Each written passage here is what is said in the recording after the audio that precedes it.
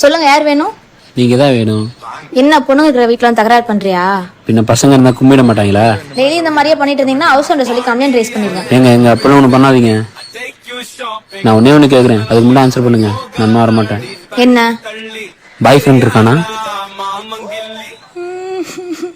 எங்க அழாதீங்க. ஐயோ, யாரோ பார்த்தா தப்பா நினைப்பாங்க. வேணாங்க, அழாதீங்க. அழாதிரி. ஐயோ, பதற வாடி போட்டு சொல்றேன். சாரிங்க. எங்க அழாதீங்க. அழாதிரி. கணக்குற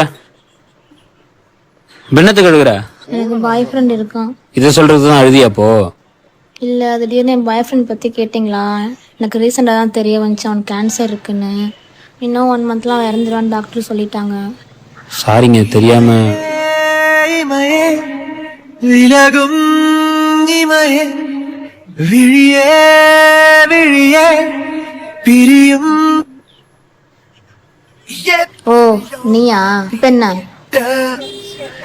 இருக்கானா? யாரு? உன் பாய் ஃப்ரெண்டு.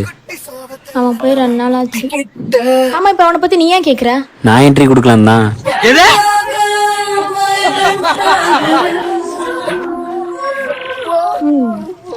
எப்படான்னு இருக்க.